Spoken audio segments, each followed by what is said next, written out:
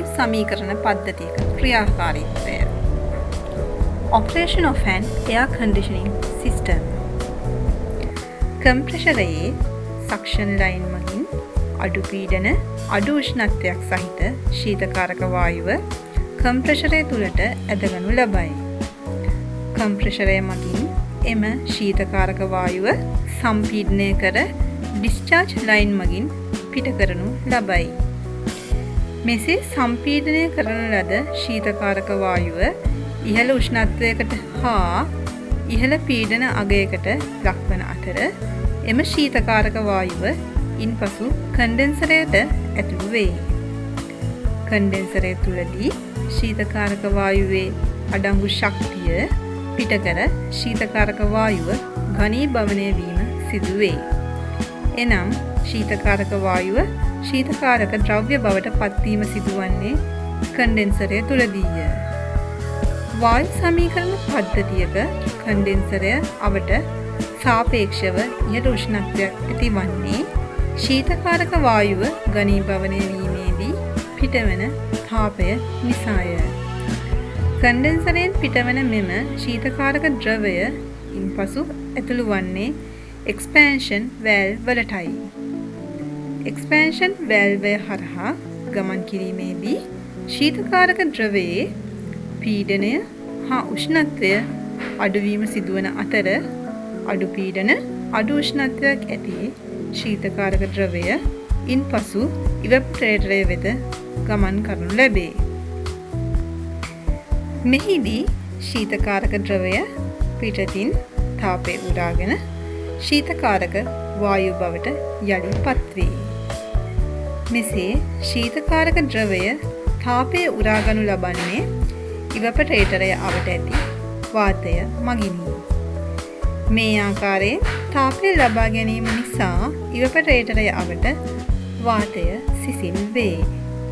වායු සමීකරණ පද්ධතියක සිසිල් කළ යුතු වාත කොටසේ සවි කරනු ලබන්නේ ඉවැපොරේටරයයි.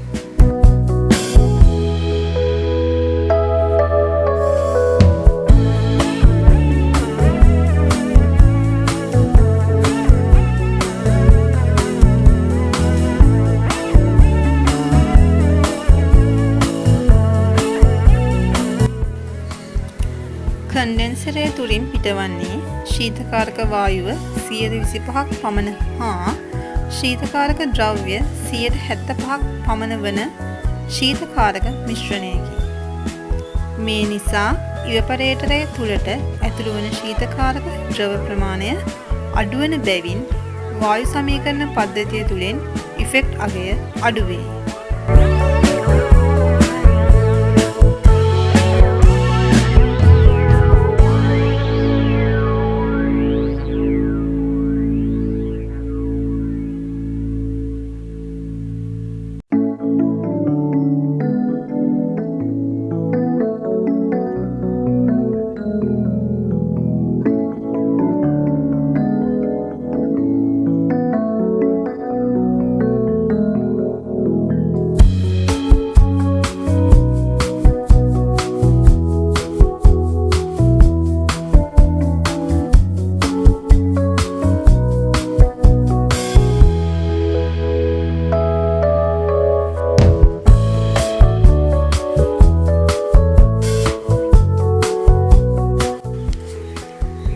කම්ප්‍රෙෂරය.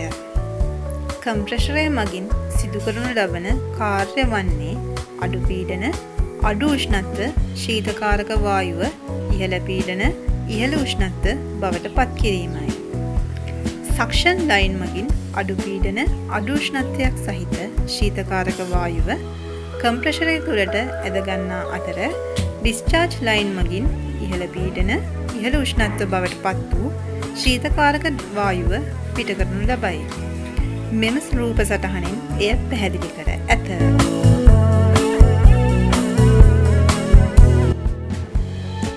වායු සමීකරණ පද්ධති සඳහා ප්‍රධාන වශයෙන් කම්ප්‍රෙෂර් වර්ග 5ක් පමණ භාවිතා වේ. 1. පිස්ටන් ආකාරයේ කම්ප්‍රෙෂරය. 2.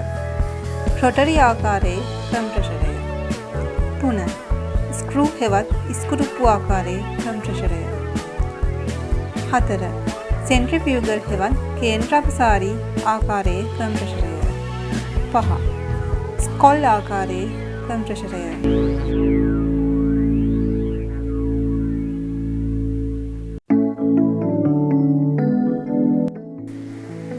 හර්මිටික් ආකාරය. මෙම වර්ගයේදී විදුලි මෝටරය හා වායුව සම්පීඩනය කරන කොටස යන කොටස් දෙකම තනි ඒකකයක් ලෙස පිහිටයි. වෙළඳපොලේ ඇති ගෘහස්ත ශීතකාරක හා ගෘහස්ත වායු සමීකරණ යන්ත්‍රවල මෙම හර්මෙටික් ආකාරයේ කම්ප්‍රෙෂර් දක්නට ලැබේ.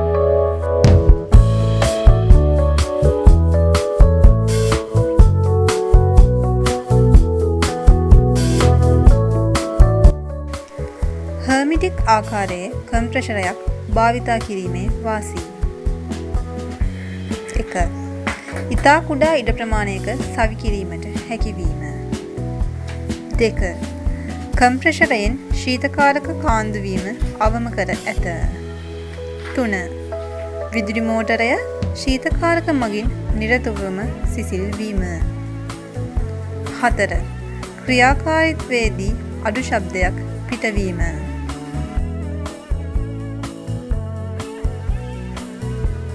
හර්මෙටික් ආකාරයේ කම්ප්‍රෙෂරයක් භාවිතා කිරීමේ අවාසි. 1. අලුත් වැඩියා කටයුතු කිරීම අපහසු වීම. 2. ශීතකාරක වායුව මගින් සිසිල් වන බැවින් ශීතකාරක වායුවේ ජල වාෂ්ප අඩංගු වන්නේ නම් ඒවායින් විදුලි මෝටරයට හානි සිදු විය හැකිය.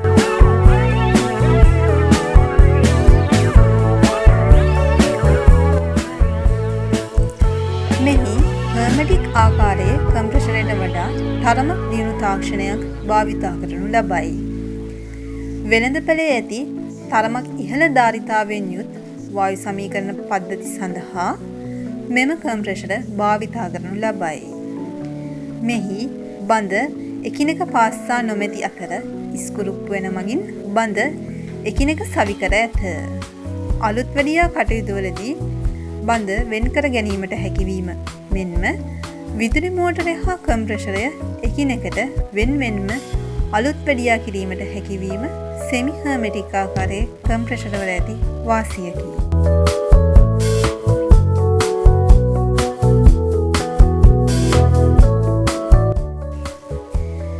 මෙම කම්ප්‍රෙෂරවල වායුව සම්පීඩනය කරන කොටස හා විදුලි මෝටරය එකිනෙකින් වෙන්ව පවතින අතර විදුලි මෝටරයේ කැරකුම් බලය කම්ප්‍රෙෂරය වෙත සම්ප්‍රේෂණය කරනු ලබන්නේ V-බෙල්ට් හා ෆ්ලැට් බෙල්ට් උපකාරයෙනි.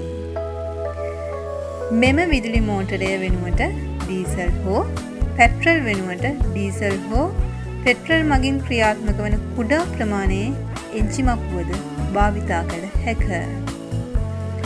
අලුත් වැඩියා කටයුතු කිරීම පහසුවීම හා ඉහළ ධාරිතාවයක් තිබීම මෙහි වාසි වන අතර ක්‍රියාකාරීත්වයේදී අධික ශබ්දයක් ඇතිවීම මෙහි අවාසියකි.